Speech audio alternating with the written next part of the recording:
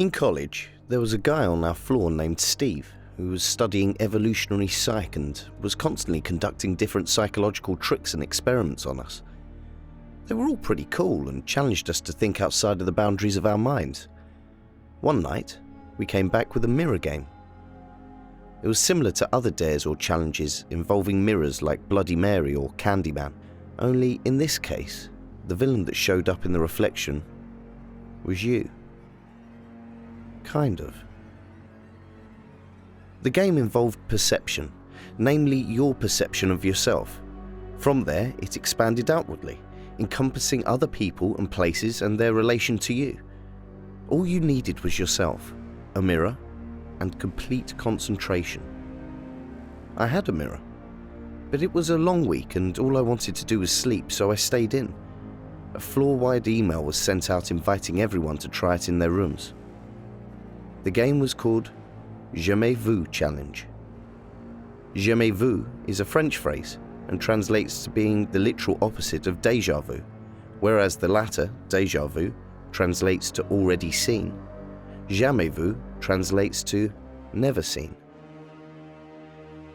In a psychological sense, it relates to the phenomenon of experiencing a situation that should be familiar, but is instead foreign and unrecognizable. Seeing things or people that you should know, but for some reason, they appear as strangers or unknowns. Everyone has experienced some form of this in their life. An easy example would be if you've ever been looking for something in your home. After minutes of searching, you finally locate it in the place you know you'd checked multiple times. But for some reason, it blended into the surroundings and its familiarity made it invisible or temporarily unknown. The Jamais Vu challenge was grounded in this idea. The challenge played with our own perception of who we are and had very simple directions. You had to be alone in front of a mirror and you had to keep it close to your face. Then you had to stare into your own eyes and say your name repeatedly. The name repetition and eye contact with your reflection allowed you to accelerate the familiarity you had with your name and face. The objective was to say your name so many times the word no longer made sense to you, while at the same time concentrating on your face so diligently you no longer recognized it. I wouldn't recommend it, but if you're brave you can try it. You'll be surprised with how quickly your name means nothing and your face becomes stranger. How the sounds and syllables turn alien and your eyes, nose and lips morph into an outsider's. The challenge, if done correctly, made you forget who you were. So, in a sense, it shaved you down to your most basic human instincts. It reminded me of a story I'd once heard from a drama teacher. She had a student who was quiet and reserved and had a hard time breaking out of her shell. The teacher convinced her to do a heavy scene that involved a loud scream at the end. The student played the part well, but couldn't manage the scream in the finale. The teacher pushed the student and kept at her, trying to pull out something deeper. Then she did. The student began to scream, a horrific guttural shriek, and she wouldn't stop. She just kept going. The teacher tried to calm her down. The other students tried as well. But it was like a switch that had been flicked deep inside the student, and some electrical bolt of emotional fear charged through her. The screams were terrifying. They were animalistic. They sounded far down the evolutionary rabbit hole. The student found something, somewhere inside of her, that was so unsettling, it made several other students throw up. An ambulance eventually arrived and the student was taken away. Even as she was driven off, you could hear her screaming. The teacher never saw or heard of the girl again, which was annoying because I wanted to know more. I always pictured the student in some asylum, probably sedated, her vocal cords numbed down, but still trying to scream. The switch inside of her somehow still stuck in the on position. My roommate Ali told me she was joining the challenge and was doing it next door. I had zero interest in that and fell asleep on the couch. A storm hit that night. I woke up just before midnight from knocks at the door between claps of thunder. The knocks were uneven and strange, and the door was unlocked. I opened it to find Ali. She was frazzled and nervously trembling as she looked in at me. I warmly reached out to wave her in, and she pulled back. Ali looked at me like I was someone she didn't recognize, or know, or trust. She looked back down the hall, which I realized had smoke gathering in the air. I peeked out and saw smoke coming from a room down the hall.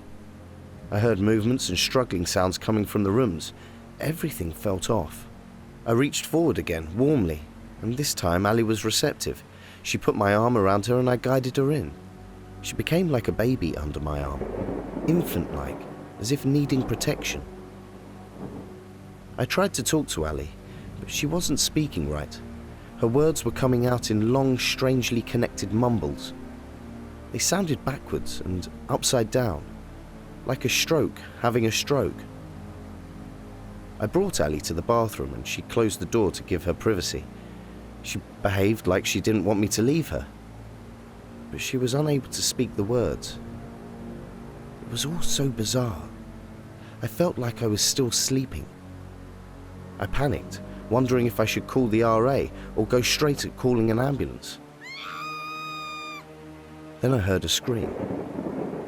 It was from somewhere on this floor, further down the hall near the rec room. Then the fire alarm went off, and another, and another. But as soon as they did, I heard 3 loud individual cracks, and the ringing shorted out. I tried calling Steve. I could hear his cell phone ringing somewhere in the hallway. It continued ringing, all the way into voicemail. No one answered. I tried again, but nothing. It kept ringing until it stopped. I waited a few minutes until the hallway had been quiet long enough. Then I grabbed a pen-sized can of pepper spray and quietly opened the door and peeked out. It reeked of burnt toast. The hall was filled with smoke now, and I could barely see the next door. I crept along the wall, passing the closed doors of the other students' rooms. Behind some of the doors, there were sounds. Unintelligible mumbles and cries. My plan was to get to Mary's room.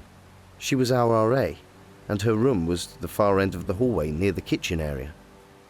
I continued along the hall and passed through the rec room. The TV was on, and an old episode of Jeopardy was playing. Laughlin, one of the guys on our floor, was sitting in front of the TV, staring mindlessly and mumbling the same way as Ali. He made me uneasy, and he wasn't acting like the normal guy I would watch shotgunning beers in the bathroom stalls. I backed up, deciding to go back to my room and try calling Marie instead. I turned back to the hallway and the cloud of smoke. There was a crying sound coming from deep within it. Between the sobs, there were jumbles and backwards words, that same stroke-like cadence. It was a sad, disturbed crying that made me want to run back into my room and bolt the door. The silhouette got closer and turned into Laura, another student. Laura's room was down the hall near the staircase. She was stumbling towards me, her hands cupped out in front of her. She was trying to speak, but crying through it. Laura tripped, falling forwards, her hands out and pleading for some kind of sustenance. I didn't know what to do, so I backed up. And just as I did, a new shadow appeared. It was Steve, and he'd lost his mind. Steve was swinging one of his baseball bats, which was covered in blood. He himself was also covered in blood, and his clothes were ripped and shredded. His eyes were wild, and he was screaming violent jumbles of words. Steve didn't see me, but he saw Laura. He grunted at her and swung the bat viciously. The bat connected in the side of Laura's head, sending her sprawling into her room. Steve followed her in, swinging the bat like he was playing whack-a-mole. Laura's screams and cries drowned out and were replaced with the slapping thuds of Steve's bat against flesh and bone. I rushed across the doorway and tried to make it down the hall, but Steve heard me and chased me down. Steve got a hold of me 2 doors down from my own. He had one arm around me and was trying to pull me to the ground. I got a hand free and pulled out my pepper spray. I struggled and fought and managed to press it right into one of his eyes while I was shooting it. Steve screamed and let me go. I shoved him back and ran through the smoke. I got inside my room and locked the door. He never came to the room, but I heard him crying and hitting the walls as he patrolled the halls. I got a knife from my mini kitchen and went to check on Ali. I found her huddled up in the far end of the bathtub. She reached out to me like a child would its mother.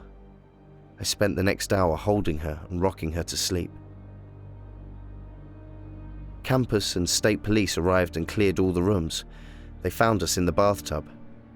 Ali was still spouting gibberish, but I could speak and told them what I knew. As we were escorted out of the room and down the hall, I saw numerous body bags in rooms and the kitchen.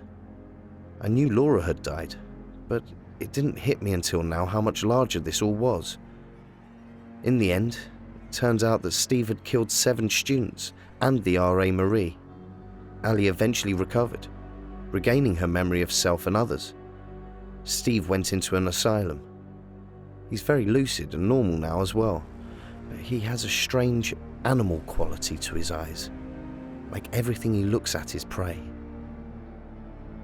Most people would be terrified if they looked in the mirror and what they saw back wasn't their face, but their character. And it's made me wonder what mine would have looked like if I'd done the Jamais Vu challenge. If I would have been like Steve and fallen into a deep evolutionary well that supercharged my limbic system. If the lizard tail in my amygdala would have brought me back to infancy or turned me into something dangerous. I'll never know. Thank you for watching this video. If you want to support this channel, we have a link in the description for that.